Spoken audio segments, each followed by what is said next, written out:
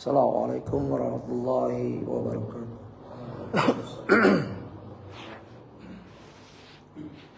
Innal hamdalillah nahmaduhu wa nasta'inu wa nastaghfiruh wa na'udzu billahi min shururi anfusina wa min sayyiati a'malina.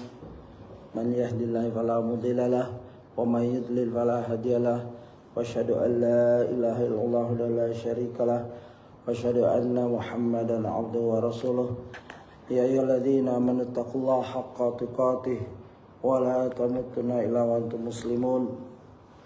Ya ayyuhan nasu taqu rabbakumul ladzi khalaqakum min nafsin wahidah wa khalaqa minha zawjaha wa batha minhuma rijalan katsiran wa nisaa'a wattaqullaha alladzi tasaaluna bihi wal arham innallaha kana 'alaikum raqiba.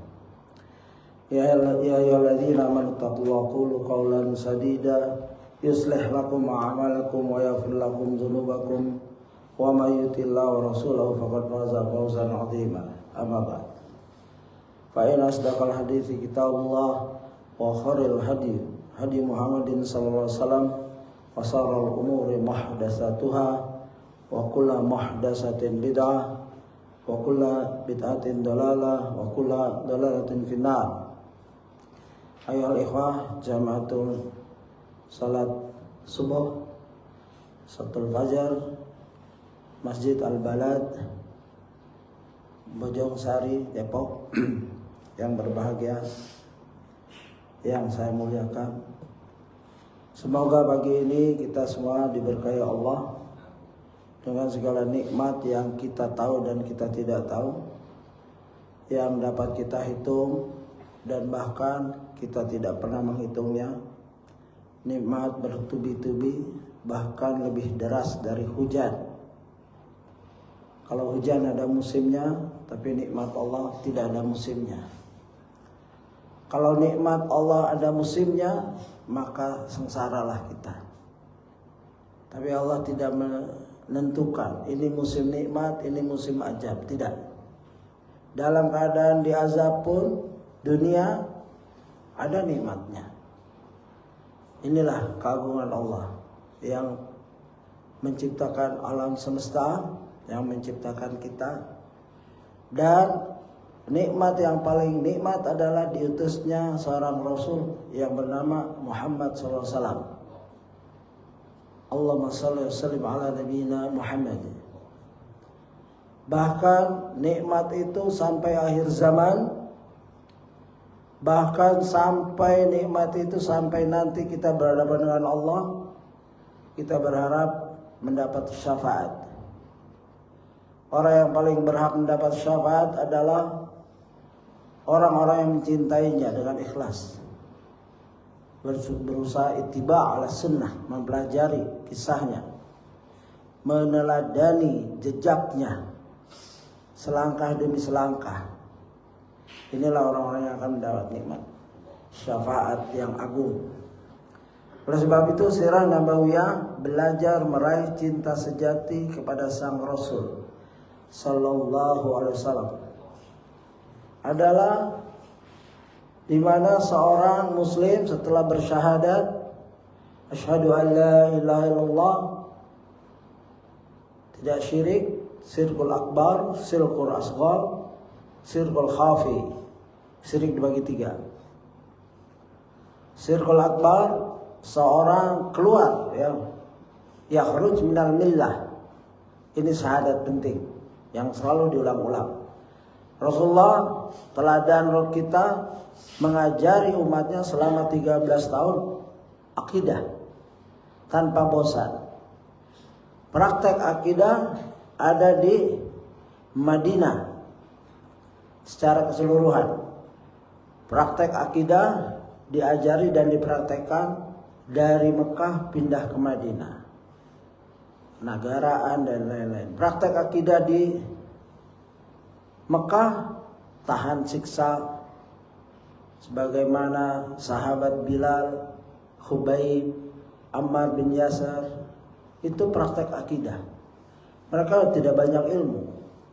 Bilal tidak mengeluarkan ayat yang dia paham, dia hanya mengeluarkan ahad, mudah. seorang budak, nggak sempat nyentuh ilmu, nggak sempat duduk berdampingan sebagaimana Abu Hurairah 3 tahun berdampingan, mulazamah melazimkan. Setiap Rasulullah keluar masjid langsung dipantau oleh Abu Hurairah 3 tahun lebih. Kalau sekarang S1,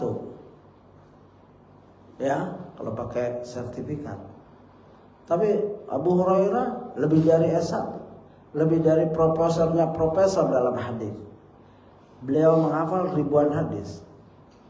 Tidak ada yang dapat mengalahi Abu Hurairah kecuali Amar. Amar mencatat, tapi Amar tidak mulazamah.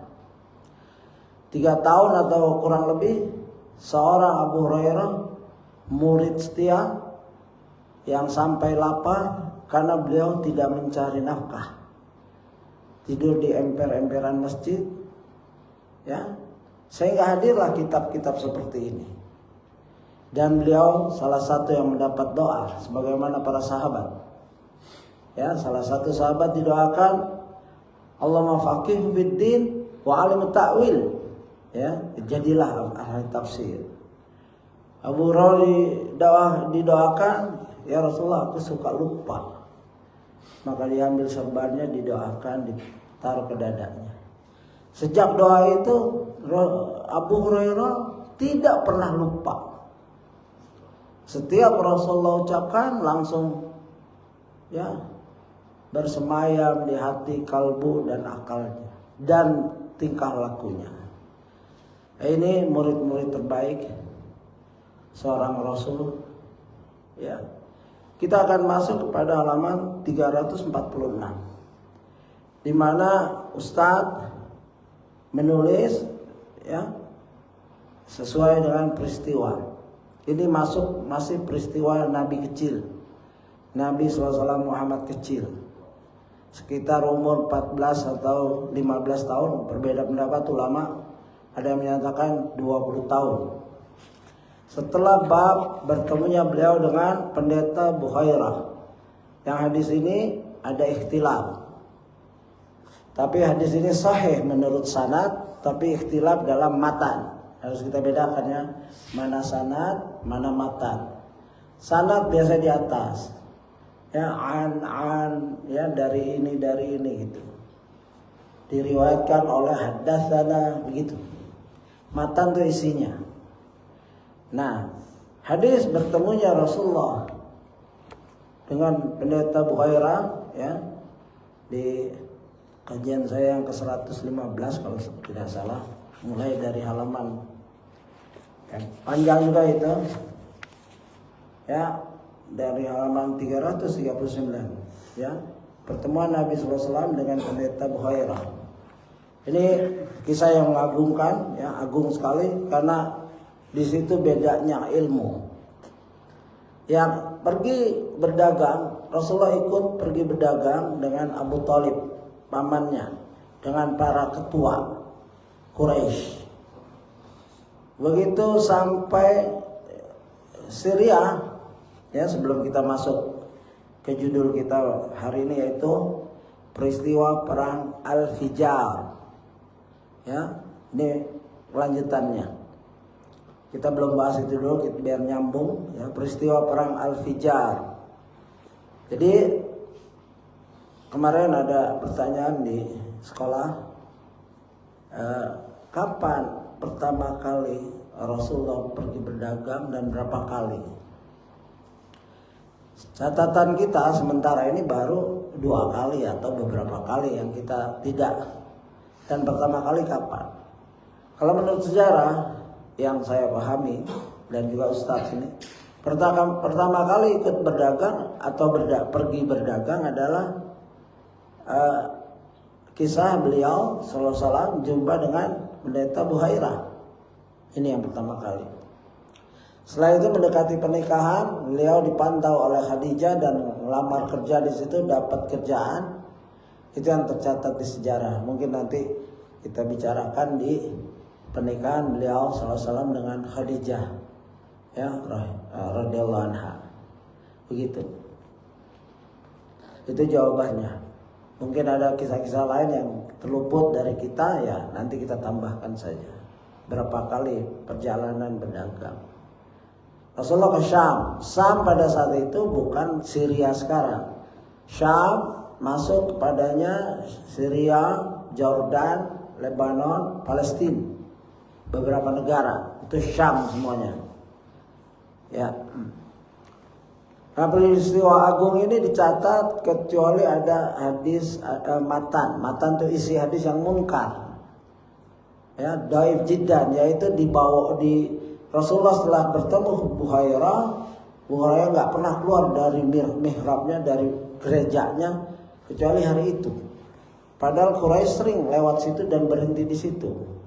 Tapi Rasulullah tidak mau berjumpa dengan para pedagang. Tapi pada saat itu dia keluar langsung mencari dan menggenggam tangan Rasulullah. Langsung diangkat. Ini adalah ketua, pemimpin alam semesta. Rahmatan lil alamin. Bahasanya seperti itu. Bahasa Quran. Kaget. Ya, Quraisy dan Abu Thalib kaget. Ma ilmuka, kata, apa ilmu kamu? Apa yang kamu ketahui tentang anak ini? Ini anak umur 12, 13 tahun. Ya. Di kalangan Arab cuma pengembala kambing, anak yatim piatu. Memang ada keanehan-keanehan, ibunya menyatakan, ya mungkin mereka dengar, Rasulullah juga dengar, ibuku waktu mengandungku keluar cahaya dari perutnya menuju Syam. Ya mungkin sudah kedengaran itu. Lalu pendeta Buhairah jelaskan, ya, tidakkah engkau lihat waktu dia nanjak itu, ya, awan mengiringi. Oh, bukan, waktu dia nanjak itu batu-batu dan pohon sujud. Ya, orang-orang Quraisy nggak melihat itu. Pendeta dengan ilmu. Bedanya orang berilmu dengan orang yang tidak berilmu begitu. Pendeta berilmu, dia baca, dia keluar gereja aja enggak. Ya baca kitab-kitabnya. Tapi para pedagang ya dagang. Abu Thalib pamannya ngurus, nggak tahu itu. Ya, ini kalau matan ini benar, matan ini nggak diperselisihkan yang ini. Ya nanti yang diperselisihkan. Lalu aku pun melihat, ya, bayangan pohon karena Rasulullah waktu para pembesar istirahat habis perjalanan, Rasulullah ngasih makan onta. Ya begitu dipanggil balik sudah nggak kebagian tempat berteduh karena semua yang berteduh di bawah pohon. Rasulullah duduk di terik matahari, maka bayangan berpindah. Pendeta itu melihat awan mengiringi. Ini semua kisah-kisah diperselisihkan, ya, terutama oleh Zahabi. Zahabi ahli hadis, Sahibu Syiar Alam An-Nubala, kitab besar, Tarikhul Islam, kitab besar juga, ahli hadis. Tapi yang lain memilah-milih mana yang sahih, mana yang munkar atau dhaif jiddan. Ini masalah hadis, nggak paham nggak apa-apa. Kalau yang dibicarakan adalah setelah tahu ini jangan dibawa ke Roma, kata Buhairah, karena mereka sedang mencari Nabi sudah lahir bulan-bulan ini dan kalau jumpa akan dibunuh. Baru ngomong kayak gitu datanglah 7 orang tentara Romawi bertanya kepada Buhairah, apakah ada seorang yang begini-begini cirinya dia adalah Nabi yang terakhir? Terus Buhairah jawab dengan ilmu. Ya, dia tahu ini polisi-polisi atau tentara Romawi yang sudah dibekali ilmu juga. Ya, dia jawab, apakah jika Allah kehendaki sesuatu ada yang bisa menghalanginya? Ya, secara makna seperti itu. Para tentara Romawi ini tidak bisa jawab langsung, ya. Dan pendeta Buhairah tidak bohong. Itulah pendeta yang jawab dengan ilmu dan dia serahkan sama Allah. Tidak ada. Lalu dia kenal bahwa Nabi inilah orangnya. Tapi belum masuk Islam, cuman baiat. Katanya baiat artinya pengikut. Ya mudah-mudahan yang 7 Islam dan Buhairah juga Islam. Ada pertanyaan juga di tempat lain. apakah Bukhairah terakhir masuk Islam? Wallahu a'lam. Dari ciri-ciri insya Allah kita doakan, dan yang 7 Romawi kalau cerita ini benar sahih, ya insya Allah mereka menganut Islam. Ya nggak ada beritanya. Satu yang tidak beritakan, ya kita nanti nunggu di akhirat. Ya, ulama tidak memberitakan, dia tidak mencatat gitu. Nah sejak itu Rasulullah disuruh pulang, balik, tidak boleh pergi, ya dikirim balik ke Mekah. Cuma waktu baliknya ini ada hadis ziyadah munkar, ziyadah dhaif. Ziyadah itu tambahan, di mana Abu Thalib sebagai pemimpin yang dekat dengan anaknya yaitu Muhammad SAW kecil. Siapa orang yang paling dekat? Aku bawa pulang ini, jangan boleh terus jalan ke Romawi atau mana. Waktu pulang, maka diantarlah Nabi Muhammad oleh Abu Bakar dan Bilal. Ini hadis matannya yang munkar, ya. Syekh Albani menyatakan hadis sahih secara sana, tetapi matannya sebagian munkar, dhaif jiddan. Karena ada kata-kata Bilal. Bilal belum lahir secara kronologis, belum masuk Islam juga. Nabi aja belum Islam. Nah bukan Nabi saja belum dapat wahyu, kan masih 12. Beliau dapat wahyu umur 40 tahun. Makanya tidak dibilang Bukhairah masuk Islam, karena kalau masuk Islam kan harus bersyahadat di depan Nabi. Nabi belum jadi Nabi, bagaimana bersyahadat? Mendahului Quran dong. Sebenarnya bagaimana Waraqah waktu dapat wahyu pertama, ya begitu. Ya laitani jaz'an.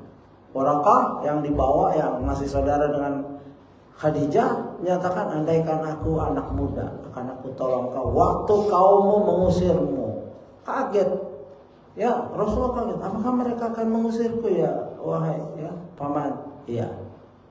Dan aku akan menolong. Nah, di situ Waraqah berkomitmen untuk masuk Islam, insyaallah. Najasyi masuk Islam tercatat. Heraklius padahal sudah ngomong, andaikan dia ada di hadapanku, aku akan basuh kakinya. Tapi dia nggak masuk Islam. Sejarah mencatat bahkan memerangi Rasulullah. Ini beda-beda. Kalau Bukhairah menyuruh pulang, melindungi dari tentara Romawi, dan bahkan Romawi berbaiat. Di sini diceritakan berbaiat artinya yang ikut menjaga Rasulullah. Wallahu a'lam. Nah, ini kisah pendeta Bukhairah yang dicatat, dan ada kontroversi. Ustadz mencatat dan menjelaskan, dan banyak ya, kalau cari bacaan-bacaan lain silahkan. Yang beda mendapat biasa dalam hal sejarah. Baik, peristiwa perang Al-Fijar, yaitu halaman 346. Perang Al-Fijar, catatan kakinya 94. Kata Al-Fijar bermakna al-mujajjarah, yakni saling berbuat fujur atau kejahatan. Peperangan ini disebut demikian karena saat itu mereka semua telah melakukan kejahatan dengan berperang di bulan suci. Ya, jadi orang Quraisy walaupun syirik, dia turunan ya ajarannya masih ikut Nabi Ibrahim yang mensucikan tempat yaitu Ka'bah, mensucikan bulan-bulan tertentu yang tidak boleh ada peperangan, tidak boleh membunuh hewan waktu umroh dan lain-lain. Ada itu ya, dipakai itu. Nah ini juga dipakai mereka. Tapi pada saat ini ya, perang Al-Fijar tadi keterangannya mereka terjadi ketika Rasulullah SAW masih belia. Ya, belia di sini terdapat silang pendapat tentang usia Rasulullah SAW saat terjadi perang Al-Fijar. Ada yang mengatakan bahwa beliau ketika itu berusia 14 tahun. Ada yang mengatakan 15 tahun. Dan ada yang mengatakan 20 tahun. Lihat Sirah Ibn Hisham. Ya, ini yang dibawakan oleh Ustadz. Ya, usia ketidaktepatan usia dalam sejarah bisa dimaklumi. Ya. Makanya Al-Quran tidak taruh sejarah Rasulullah pergi ke ini umur enggak begitu Al-Quran. Ya. Atau waktu jumlah pemuda terus berapa tahun pemuda Al-Kahfi tidur, itu dikasih luang, ya, atau lebih seperti itu. Karena nggak terlalu penting berapa usianya, ya. Yang penting kejadian itu benar, begitu. Beliau masih belia tadi. Yang paling tua adalah 20, yang paling muda beliau adalah 14 tahun, ya, begitu. Ia merupakan peperangan antara Quraisy beserta sekutu mereka dari Bani Kinanah di bawah pimpinan Harb bin Umayyah berhadapan dengan kabilah Qais beserta sekutunya. Di pagi hari kemenangan berhasil diraih oleh kabilah Qais, akan tapi pada pertengahan siang Quraisy dan Kinanah berhasil membalikkan keadaan dan mengalahkan kabilah Qais. Ya, lihat sirah Ibn Syam. Disebutkan dalam kitab-kitab sejarah bahwa Rasulullah SAW ikut serta dalam perang ini. Akan tapi ini tidaklah benar. Sebagaimana penjelasan Syekh Muhammad bin Abdullah Al-Usain. Klaim dibangun di atas riwayat yang lemah. Karena ia dibawakan oleh Ibnu Ishaq tanpa sanad. Dan juga diriwayatkan oleh Al-Waqidi yang telah ma'ruf statusnya sebagai perawi yang matruk. Matruk itu ditinggalkan. Ini ilmu hadis ini. Ustaz masuki ilmu hadis. Tambah lagi kemungkinan besar bahwa Allah Jalla Jalaluhu pastilah penjaga Muhammad SAW untuk tidak mengikuti peperangan yang terjadi di bulan suci. Ya, lihat Masya walam yusbat him, ya, walam yusbat. Ini tinjauan, sudah sampai situ aja Ustaz menulis, ya. Maka kita terserah antum boleh memperdalam sendiri, berpihak kepada yang mana. Saya berpihak, saya setuju dengan tulisan Ustaz, karena saya mengambil dari pendapat lain. Ustaz mengambil juga selain dari Syekh tadi yang saya belum dapatkan namanya di buku-buku lain, ya, tadi, yaitu Syekh Muhammad bin Abdullah Al-Husain, ya, Al-Husain. Kalau di catatan saya untuk pengayaan materi, ya, memang ada penjelasan dari seorang profesor di zaman abad-abad ini, ya, Dihya Al-Karim kalau nggak salah, ya. Dia juga menyatakan Rasulullah terbebas dari celah ini. Kalau kita meyakinkan bahwa beliau ikut, bahkan detailnya adalah beliau menyiapkan panah untuk pamannya yang ikut perang, dia menyiapkan panah. Ya, ini tercela. Berita yang dhaif, ya, jika mengandung celaan, hendaklah kita hindari. Karena Allah tidak mungkin melanggar bulan-bulan suci. Ya, begitu. Nanti kita lihat bandingannya dengan Hilf al-Fudul, ya, perjanjian, ya, begitu. Yang Rasulullah senang. Karena ini tercela, sebagaimana orang Quraisy setiap tawaf menyentuh Hubal atau salah satu asnam, ya. Terus Rasulullah pernah tawaf bawa anak angkatnya nyentuh, ditahan. Jangan, itu kebiasaan buruk, ya, orang musyrik itu. Begitu, terjaga.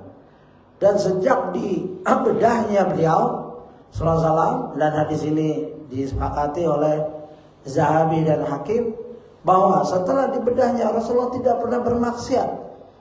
Dengerin musik 2 kali karena ada pernikahan, ingin seperti anak remaja yang lain, ketiduran. Datang lagi, ketiduran. Ya, sejak itu dia nggak pernah dengar musik, ya, padahal ada pernikahan. Ya, jadi di garis bawahi pernikahan yang ada musik dan lain-lain itu masuk dari kebiasaan jahiliyah yang Rasulullah nggak pernah dengar itu. Ya Allah selamatkan. 2 saja. Ini ketiga, ini lebih penting daripada sekedar dengar musik dan lain-lain, karena ini merusak ajaran Nabi Ibrahim. Ya, ini udah masuk akidah perang di bulan suci. Ya, Rasulullah lebih terselamat lagi dari hal ini. Jadi kita setuju bahwa hadis-hadis ini Rasulullah terlibat. Kalau perang Al-Fijarnya itu benar, semua meriwayatkan itu, dan Rasulullah juga bersabda dalam itu. Ya, tapi Rasulullah ikut. Ya, kita mengambil hal yang Rasulullah tidak aktif, tidak ikut. Menyaksikan ya, karena ada itu perang 4 tahun itu.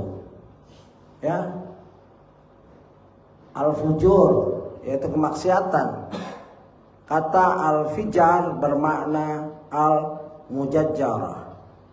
Ya. Fujur, kejahatan. Ya, sebagaimana hadis ya, al-kadzab yahdi ilal fujur. Al-fujur yahdi ilal nar. Janganlah kamu berdusta, karena berdusta itu membawa kepada kejahatan. Kalau orang udah banyak dusta, kejahatannya banyak. Dari dusta 1 ke dusta 2, ke dusta 3 dan seterusnya. Maka akan membawa kepada neraka. Ya, ini begitu. Jadi, dan pada saat saya sebagai bahasan, pada saat saya ingin mencari bukti-bukti yang menguatkan, ya, saya dapati tulisan yang menurut saya perlu bahas ya di sini, di mana ada seorang menulis, ya, yaitu riwayat tentang masa remaja Nabi, ya, tentang Al-Fijar, tapi introduction-nya, mukadimahnya, riwayat tentang masa remaja Nabi Muhammad SAW sangat terbatas. Tidak ada kronik resmi, catatan biografi atau arsip tertulis yang menyimpan detail kehidupannya sejak kecil hingga remaja. Hal ini membuat masa muda Nabi Muhammad SAW seakan-akan diselimuti kabut sejarah. Ini pengeritik ini saya nggak tahu ya, tapi orang Islam di website salah satu ormas ya. Tentu sangat berbeda dengan tradisi literasi di tempat lain. Di Romawi, sejarawan seperti Suetonius, penulis pada abad kedua Masehi, mencatat dengan rinci masa kanak-kanak tokoh-tokoh besar dalam karyanya De Vita Caesarum. Jadi dia bandingkan, ya, maksudnya mungkin, nah dia pengennya sih ya Rasulullah tercatat detail, ya, seperti para kaisar Romawi itu ada catatannya kecil, makannya ini, atau kita pernah lihat mungkin kisah atau the last emperor, ya, emperor terakhir Cina itu sampai buang airnya dicatat, ya, kotorannya begitu, ya. Dia nggak paham ini, rohnya nggak paham. Mencatat dengan rinci masa kanak-kanak tokoh besar dalam karya dia, dan dari catatan itu kita bisa menelusuri bagaimana seorang anak bernama Gaius Octavius tumbuh di tengah perebutan kekuasaan politik yang kejam menjadi pendiri, yaitu.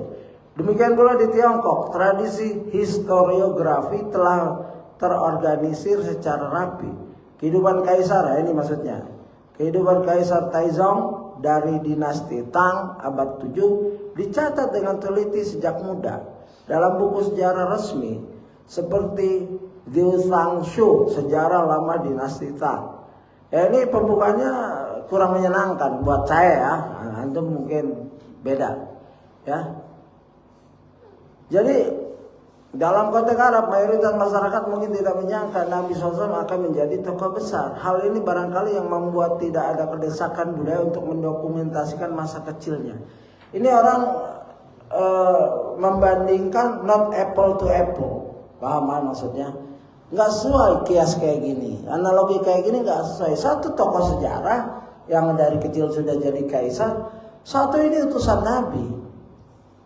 Dia nggak berpikir bahwa, coba lihat dari sejarahnya Bukhairah, dia bilang bawa pulang ini karena Heraklius telah mengerahkan tentaranya untuk mencari Nabi yang akan diutus dan akan dibunuhnya. Ya aneh ngebandingin seperti ini. Ini no, saya bilang analogi yang jauh, yang sesat, kias yang buruk, apalagi datang dari seorang Islam.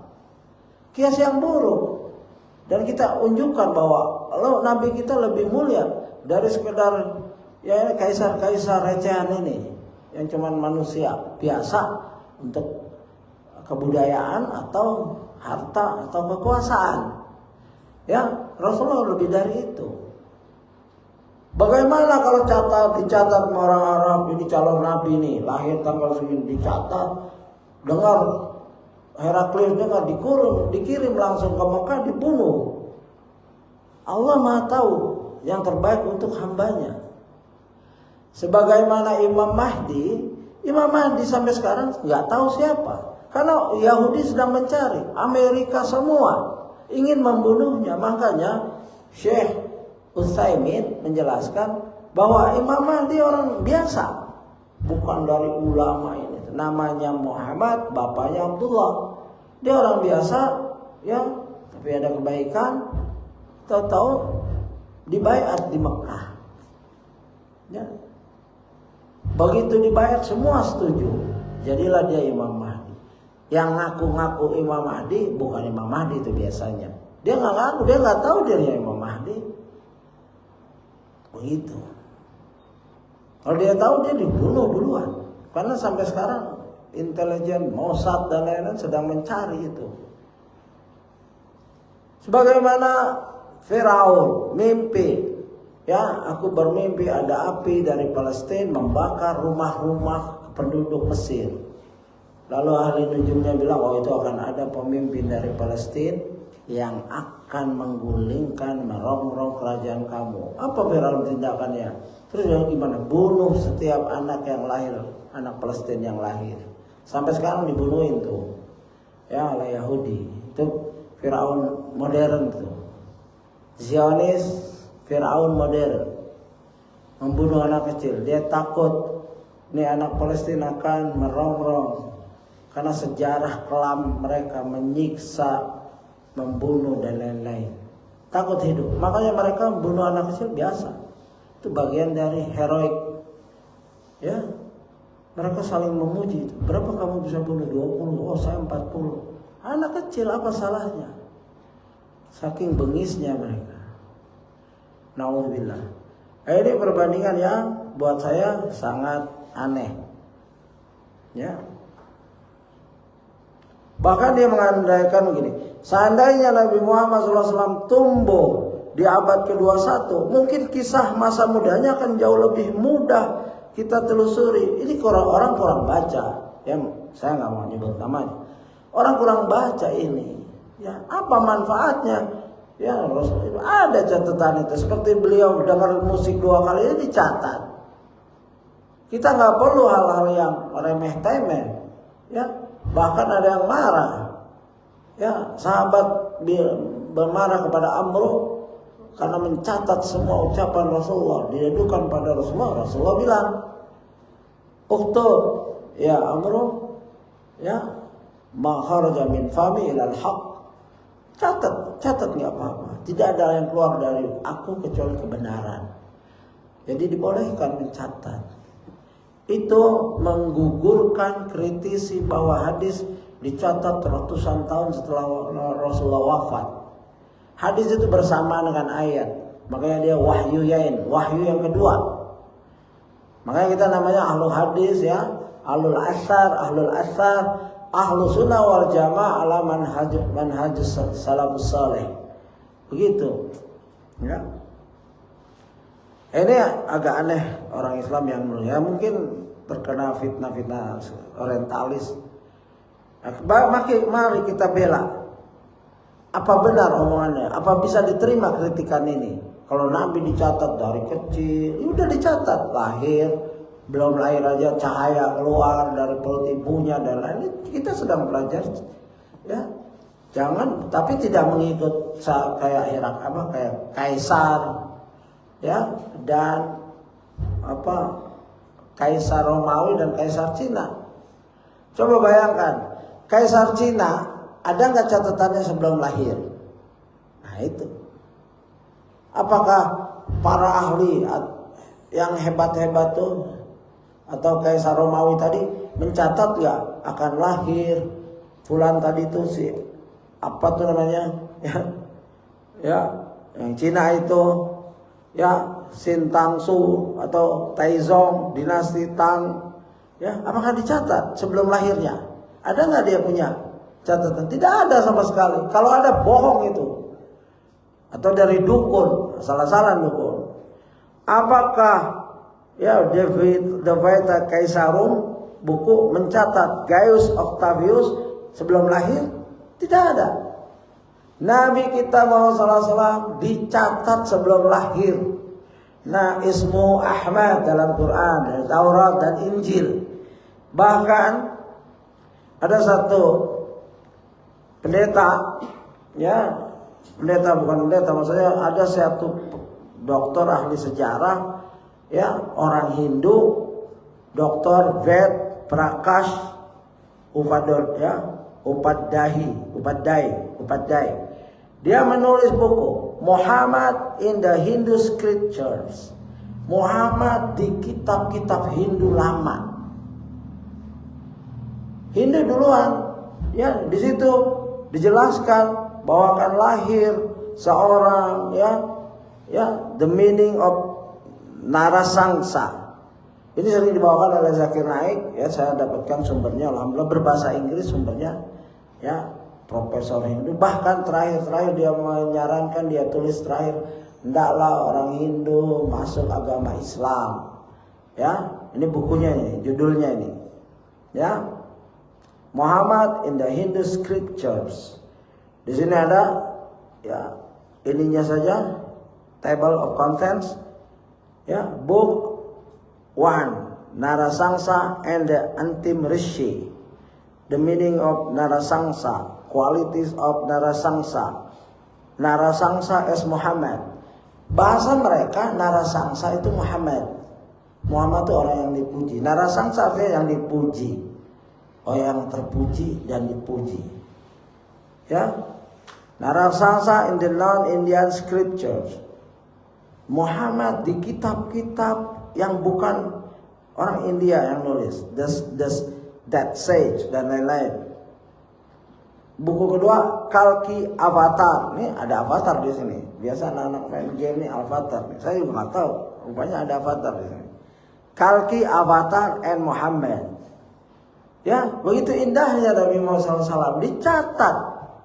Cuma ada yang dapat, ada yang tidak. Ya kita alhamdulillah sebelum wafat saya sempat sering Ahmad Didat orang India, Zakir Naik orang India sering, ya kami mengenal Nabi Muhammad bukan dari Quran, dari kitab-kitab Weda dan ini itu, ya sebelum lahir begitu. Condition when Avatar appear, keadaan ketika Muhammad akan lahir. Condition when the final Avatar appears. Begitu banyak sekali, ya sampai berapa halaman ini buku 144 dan sudah diterjemahkan. Memang aslinya Inggris kalau nggak salah, ya begitu. Terus kita juga mau membuktikan bahwa Bible begitu rinci, Injil begitu rinci, ya the amazing prophecies of Muhammad in the Bible, karya Majid bin Sulaiman Ar-Rashi. Ya, ini begitu detail, ya namanya di Bible ayat ini nomor segini, karakternya, tempatnya, location from which he was to emerge, ya tempat di mana dia akan lahir, the message to be ya revealed through them. Ini ada dari Bible semua ini. Ini saya bacain judul-judulnya aja, ya. Maksudnya ini Bible ya, Bible bisa Taurat dan Injil, Perjanjian Baru, Perjanjian Lama, begitu. Ya, fulfillment of prophecies which is he foretold. Ya, kebijakan-kebijakannya atau keberadaan beliau. The time when he was to appear. Hari saat dia keluar. Jadi kritikan penulis tadi bukan kritikan, dia ingin mengungkapkan isi hatinya, mungkin terlalu merendahkan, ya, dibandingin sama Kaisar Romawi, Kaisar Cina. Ini gimana? Coba bisa nggak dia menjelaskan? Ada orang belum lahir ditulis sejarahnya, ada nggak? Kecuali nabi yang telah Allah utus. Ya, kita harus punya ghirah, punya cemburu terhadap nabi kita, tentang nabi kita, terhadap orang-orang muslim yang kurang dalam ilmunya. Ya, begitu. The unique proof, ya. Bukti-bukti yang unik, ya. Unik bukan aneh, unik itu unik lah. Ya. The lack of warnings from previous prophets. Ya. Istilahnya nabi-nabi telah membicarakan tentang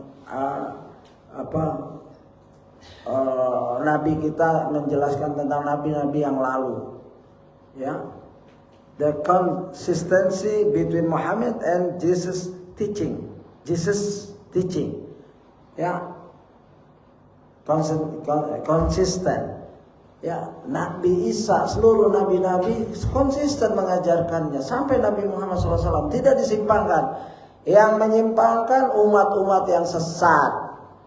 Nabi Muhammad, Nabi Ibrahim, Musa, semua ngajarin tauhid, syariat berbeda-beda.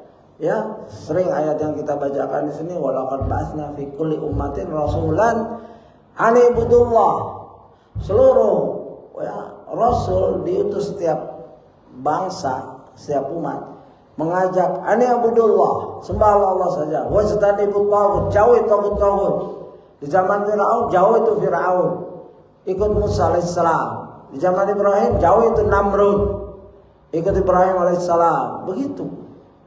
Di zaman Muhammad jauh itu Abu Jahal, yang tadinya Abul Hakam jadi Abu Jahal, ikut Nabi Muhammad SAW. Ya, begitu.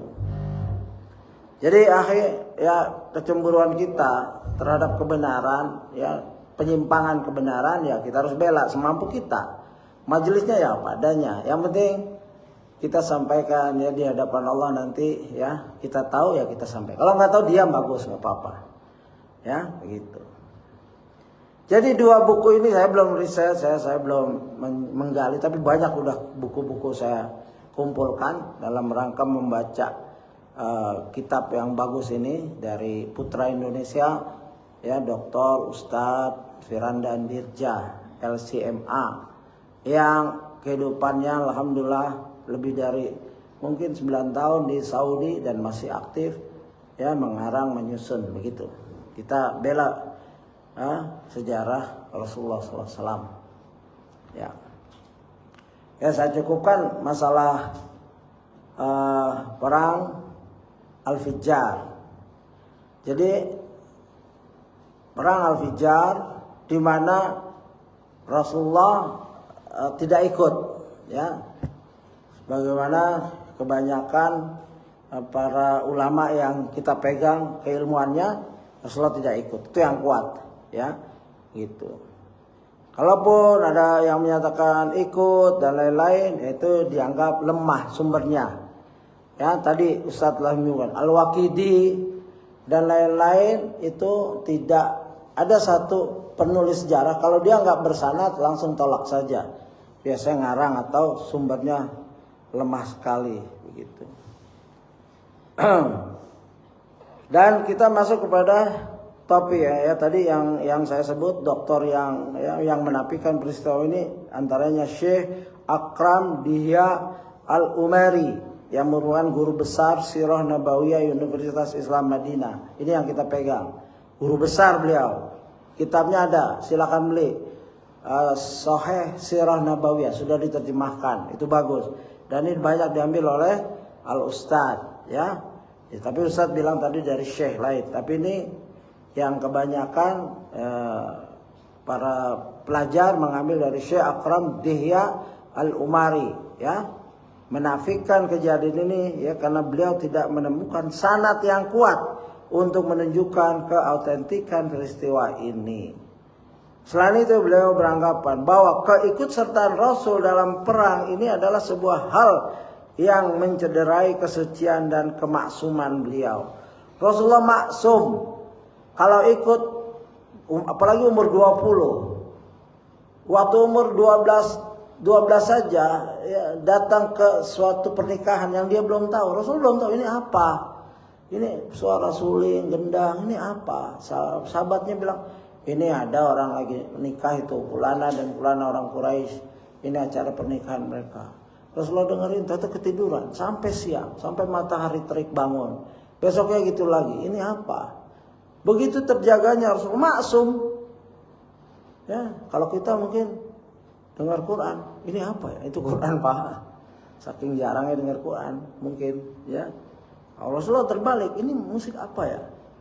Begitu. Nah, ini lebih aman kita pegang terjaganya. Itu masih maksiat, ya.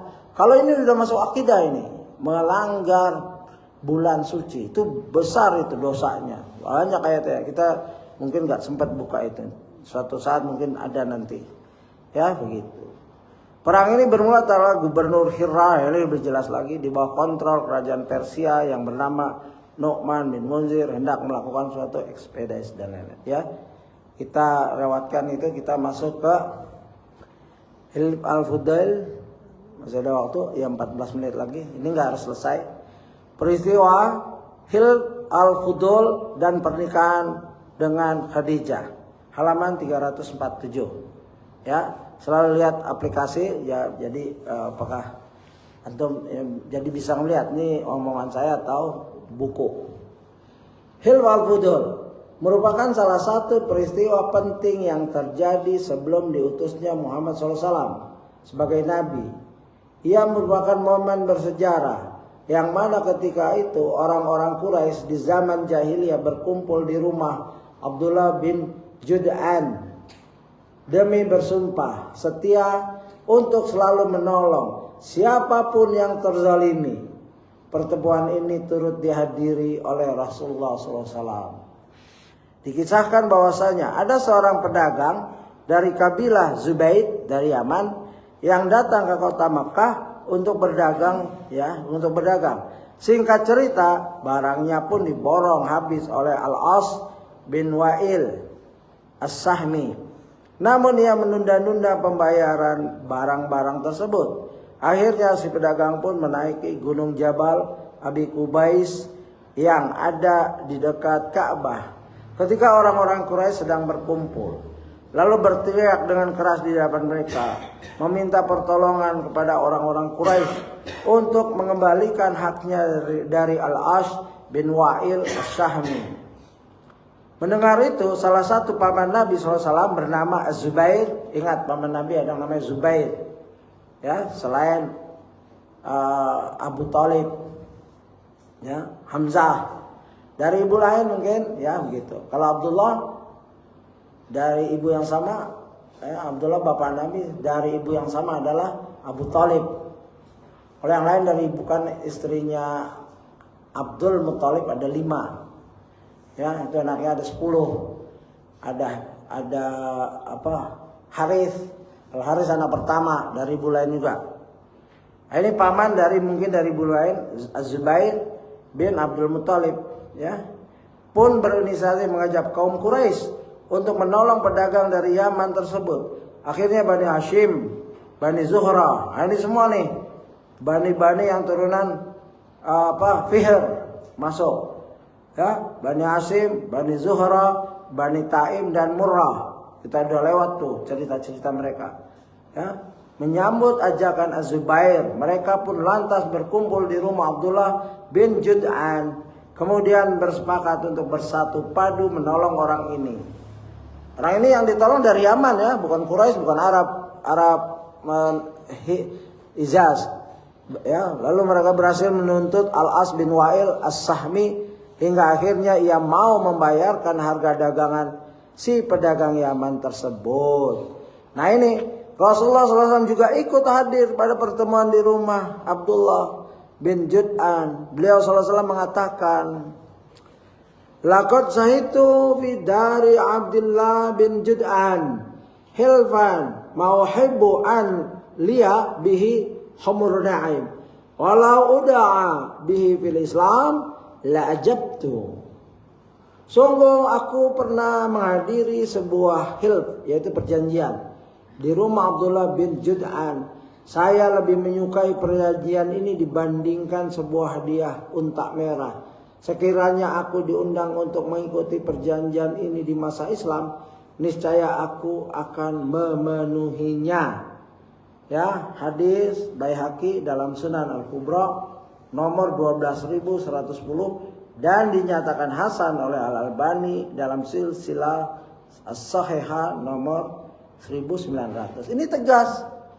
Satu, ini kebaikan. Rasulullah pasti ada di situ. Ya, begitu. Dan ada hadisnya. Bahkan hadis ini disahihkan, dihasankan oleh Albani. Kuat, kita pegang ini. Karena satu, kebaikan, nolong orang, menunda-nunda. Ya. Nih, unsur akhaka zalimun au mazlum. Tolong dua-duanya. Yang zalim ditolong, nasihatin, bayar hutang kamu. Ya, sahabat bingung. Kok kita nolong orang yang zalim? Ya Rasulullah, kalau yang dizalimi, iya benar. Ya, tolong saudaramu yang zalim untuk jangan zalim. Kalau dia punya hutang tuh nggak dibayar-bayar, zalim. Nolongnya gimana? Ya kalau bisa antum orang kaya, bayarin. Tapi kan nggak semuanya kaya. Jadi orang Quraisy juga gitu. Kumpul, tegur ini yang zalim nih. Begitu. Dan Rasulullah hadir. Dan bangga Rasulullah. Bahkan perbuatan baik nggak selalu langsung ujung-ujungnya fulus. Coba Rasulullah, aku lebih senang sekiranya ya dibandingkan sebuah hadiah unta merah. Unta merah pada saat itu mungkin ya Rolls Royce atau Volvo atau mobil yang lumayan lah. Ya, tapi Rasul membandingkan berharganya dia lebih baik daripada aku dapat mobil ini, mobil itu, begitu. Satu pertemuan itu. Lah kalau antum sering ikut kajian, pertemuan, itu harta antum di akhirat insya Allah banyak. Ya teman kan belum kelihatan. Atau ikhlas apa enggak. Kalau Rasul ikhlas. Ya, andai kan ada orang ngasih hadiah, terus dilarang dia ikut, dia nggak ngambil, ikut. Nggak apa-apa, hadiahnya buang aja. Begitu. Ya ini menunjukkan bahwa Rasulullah beda cara melihat dunia. Ya kalau kita, antum gak usah ikut rapat ya. Lu ambil Innova. Wah makasih, jazakallahu khairan. Baru gak apa. Second lah lumayan tapi. Begitu kita ya. Kalau diajak meeting kayak gini. Terus ada Innova. Ini tempat tinggal 9 yang ke 10 kamu. Mau diisi sama yang lain. Kamu ambil Innovanya. Iya Pak, terima kasih Pak. Ya bisa kayak gitu kita ini iman kita. Tapi Rasulullah tidak. Ya anda kan benar-benar ada onta. Ya, Rasul tinggalkan dan duduk bermajlis dengan para pembesar dalam selangkah maslahat. Ada pertanyaan nggak? Ini bab hutang saya sudah kumpulkan. Nanti saya akan panjang di perjanjian ini karena bab hutang saya sudah kumpulkan sekitar ada 10. Terutama karena waktunya singkat bagi kita. Siapa yang tidak berhutang? Nabi aja berhutang. Ya, masalah hutang ini masalah muamalah. Ya jangan. Tapi kan ada kemarin yang kita bacakan di sini atau di tempat lain. Hikmahnya dari siapa? Luqmanul Hakim. Itu dalam At-Tanwir, tafsir besar dikumpulkan 70. Kemarin kita udah bacakan beberapa saja. Salah satunya adalah hikmah beliau, jangan engkau hinakan setelah engkau menjadi merdeka. Ya. Jangan jadi takut. jadi penakut setelah engkau merdeka. Ini hikmah dari Luqmanul Hakim. Lalu ditanya apa maksudnya? Engkau orang merdeka, tapi setelah engkau berhutang, engkau seakan-akan orang-orang nggak merdeka. Takut jumpa, takut ditelepon, takut di WA, takut karena ya satu itu, dan akan membawa kepada kebohongan. Ntar besok. Kalau nggak ada uang, datang. Maaf, saya belum bisa memenuhi tanggal segini. Boleh kasih tempo lagi? Begitu adabnya. Dan ini penting, ya. Karena apa? Ya kalau antum masih susah juga, Allah mengajarkan. Ya, ini saya pilih satu aja karena waktu kita udah sempit. Ya, tinggal berapa menit lagi? Ya. Nah ini kalau nggak hafal, kita perlu doa ini, tapi nggak hafal karena panjang. Catat di WA, catat di buku seperti ini. Tiap doa, kan doa malam nggak ada ngeliat. Kalau istri ingat, ayah lagi ngapain? Nih hafalin doa, nggak hafal-hafal, udah nggak apa-apa. Istri juga kita udah tidur, cuman doanya jangan di depan umum. Ya, doa-doa seperti ini sembunyikan antara antum, ya, bermunajat pada Allah setelah tahajud, setelah sholat sunnah. Antum angkat tangan antum, doa, jangan di depan umum. Antum nangis, utang kok nggak bayar-bayar. Ini Allahumma malika mulki tu'til mulka man tasha'u wa tanzi'ul mulka mimman tasha'u wa tu'izzu man tasha'u wa tudhillu man tasha'u biyadikal khair innaka ala kulli syai'in qadir. Rahmanad dunya wal akhirah wa rahimahuma tu'ti man tasha'u minhuma wa tamna'u man tasha'u irhamni rahmatan tughnini biha an rahmati man siwak. Nah itu kan hafal sudah. Ya belum kan? Jelas itu. Catat, nanti saya WA kalau yang perlu. Karena nggak ada apaan tulis ya. Wahai Rabb yang mempunyai kerajaan, engkau berikan kerajaan kepada orang yang engkau kehendaki, dan engkau cabut kerajaan dari orang yang engkau kehendaki. Engkau muliakan orang yang engkau kehendaki, dan engkau hinakan orang yang engkau kehendaki. Ya, begitu. Di tangan engkaulah segala kebajikan. Sesungguhnya engkau maha kuasa atas segala sesuatu. Ya, engkau yang maha pengasih di dunia dan akhirat. Dan yang maha penyayang di dunia negeri tersebut. Ya. Dan di dua negeri tersebut, dunia akhirat maksudnya. Penyayang, pengasih dan penyayang. Engkau memberi dari keduanya kepada orang yang engkau kehendaki. Dan engkau cegah orang yang engkau kehendaki. Kasihanilah aku dengan rahmatmu, di mana engkau jadikan aku cukup dengannya, dengan tidak membutuhkan kasih sayang dari siapapun selain engkau. Begitu indahnya Rasulullah itu kalau ngajarin kita. Syekh Albani rahimahullah menilainya sebagai hadis hasan dalam Sahih At-Targhib wa Tarhib nomor 1821. Lihat At-Targhib wa Tarhib halaman 734, cetakan Syekh Mashhur Salman. Jelas kan? Nabi tahu, Allah Maha tahu. Nabi tahu, Allah Maha tahu bahwa hambanya ngutang, berdosa, bahkan jatuh syirik, berzina, korupsi, dan lain-lain, tahu itu. Tapi dikasih jalan. Ya, berhutang, dikejar-kejar, doa. Semoga ada semoga ada orang yang Allah kirim datang. Antum ada masalah, kenapa? Ini. Ya sudah, saya bayarin. Atau saya pinjemin lagi tapi lunak. Bayar semampu antum kapan saja. Kalau yang satu kan ngejar-ngejar. Mungkin dia nggak bisa ngasih, dia pengen nolong. Tapi antum bayar, nyicil kapan saja. Pinjaman lunak istilahnya. Itu rezeki itu bisa kayak gitu. Dan rezeki yang paling agung adalah antum dibebaskan dari hutang. Tidak punya hutang waktu mati. Karena ancamannya berat. Ya, ancamannya berat. Jangan sampai kita punya hutang.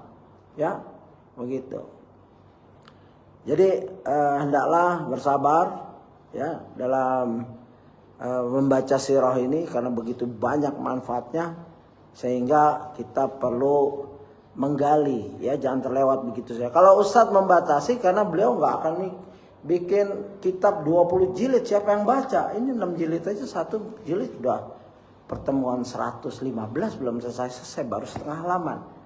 Ya, jadi kita wajar kalau nulis, ya sebagaimana At-Tabari menulis tafsir At-Tabari, keluar kepada murid-muridnya, aku baru saja selesai menulis tafsir. Berapa jilid? Ya sekitar 1100 jilid atau apa. Kapan kami bacanya? Lihat, ini penulis udah nulis, dikasih ke kita. Murid-muridnya bilang, kapan kami baca? Tolong diringkas. Jadilah sekarang sekitar 13 jilid atau 12 ya, atau At-Tabari, dan diterjemahkan ke Indonesia sekitar 26 jilid. Ya, apalagi terjemahan ya begitu. Antum udah baca 1 jilid aja. Ya, beli 1 jilid baca. Kalau beli buku jangan, kalau udah 26 jilid jangan beli semuanya, 1 aja pembukaan jilid 1, Al-Bidayah wa Nihayah jilid 1, Tafsir At-Tabari jilid 1, Tafsir Qurtubi jilid 1. Itu ya. Syiar An-Nubala 50-an. Ya. Musnad Imam Ahmad 52 jilid, itu belum diterjemahkan. Ya, saya ada di perpustakaan kita.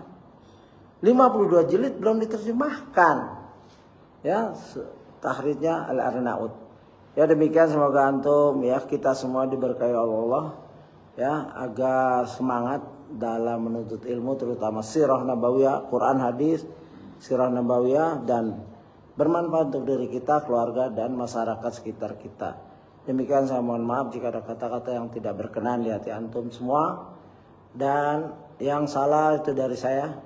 Benaran dari Allah SWT adalah kita berbesar hati untuk mengamalkan, menyimpan dalam hati, dalam kalbu kita, dan berdoa agar kita dapat petunjuk untuk beramal sesuai dengan Quran dan Sunnah. Subhanakallahumma bihamdika asyhadu an la ilaha illa anta astaghfiruka wa atubu ilaik.